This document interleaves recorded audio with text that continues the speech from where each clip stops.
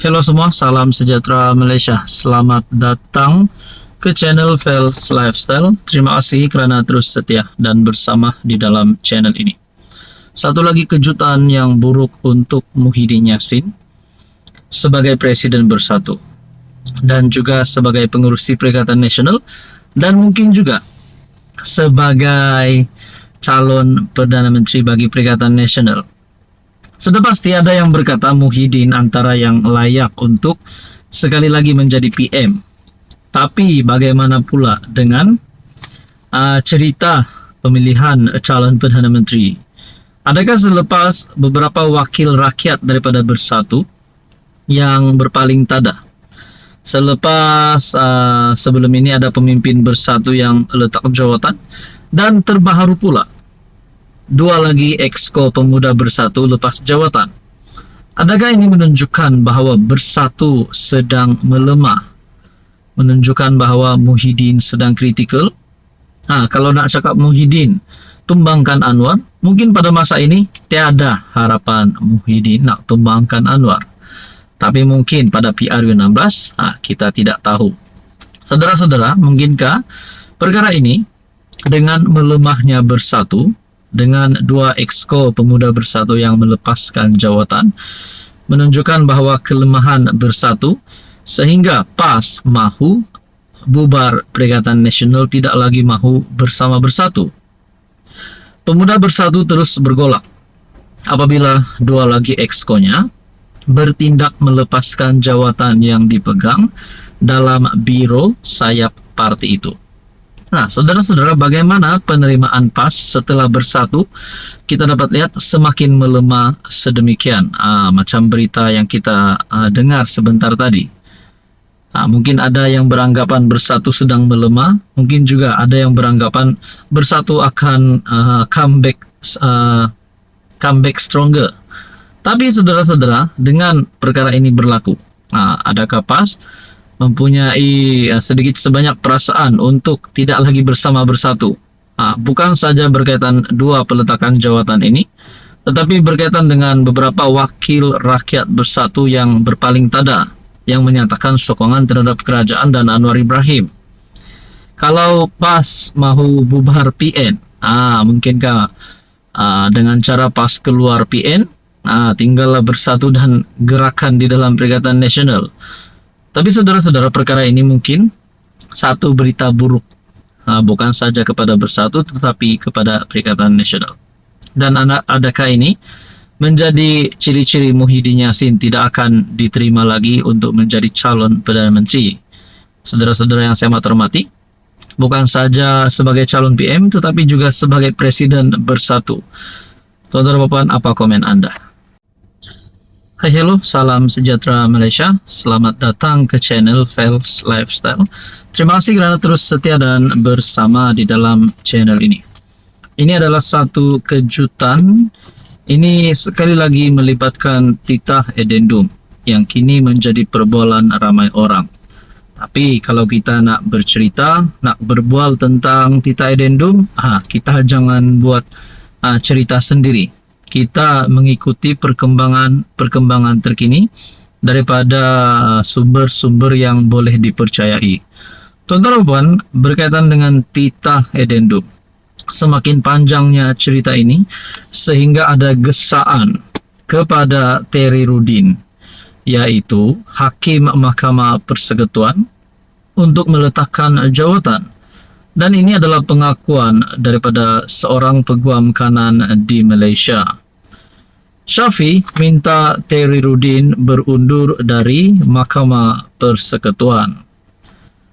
Gesaan dibuat peguam bela Najib Razak itu dibuat berdasarkan kepada dakwaannya bahawa Ahmad Terry Rudin mengelirukan mahkamah sebelum ini berhubung titah tambahan ataupun edendum untuk bekas Perdana Menteri terbabit. Kata Syafi, Ahmad Terry Rudin sepatutnya menyedari kewujudan edendum yang di Pertuan Agong ke-16 itu ketika dia bertugas sebagai peguam negara sebelum ini. Menurut Syafi, sebagai peguam negara, sebelum dilantik menjadi hakim pada 12 November 2024, sepatutnya Ahmad Tehriruddin mengakui kewujudan edendum tersebut dan membahaskan kesahihannya secara terbuka. Tindakan yang paling mulia adalah untuk peguam negara mengakui kewujudan edendum dan berhujah kesahihannya. Sebaliknya, dia memilih jalan yang tidak terhormat, berbahaya dan kini mencemar nama baiknya, tambah peguam berkenaan.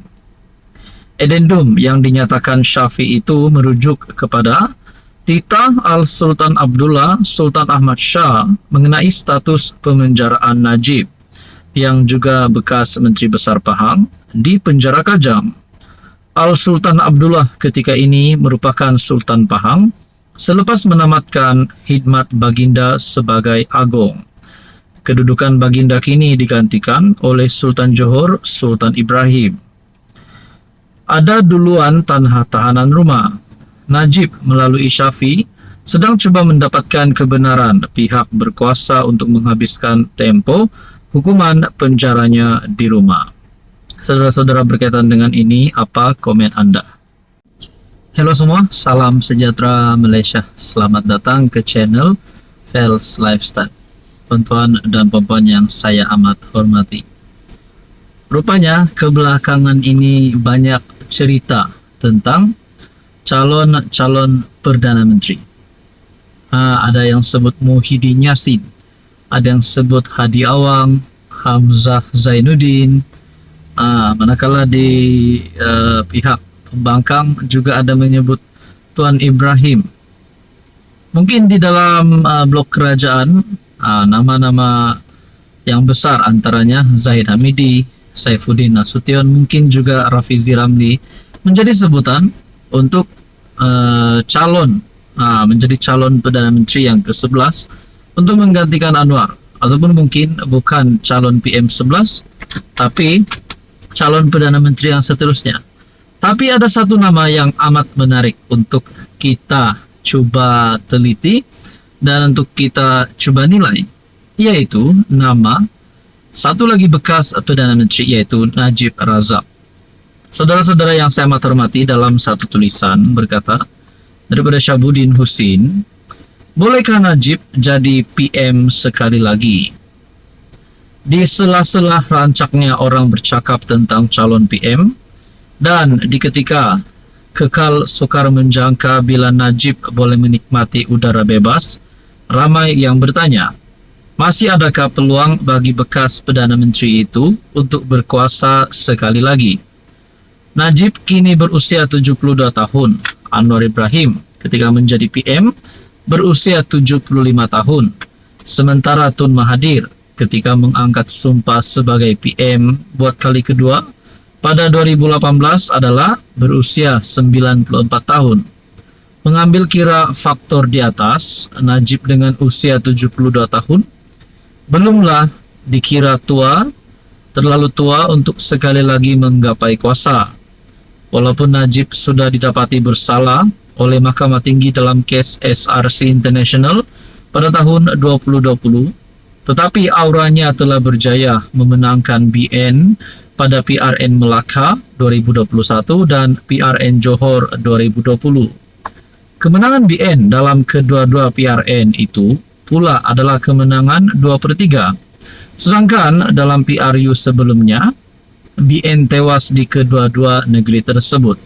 Tetapi pada PRU 15 yang diadakan pada November 2022, di mana ketika itu Najib sudah dihantar ke penjara Kajang, BN hanya mampu memenangi 30 kerusi saja, merosot daripada 79 kerusi yang dimenangi pada PRU 14.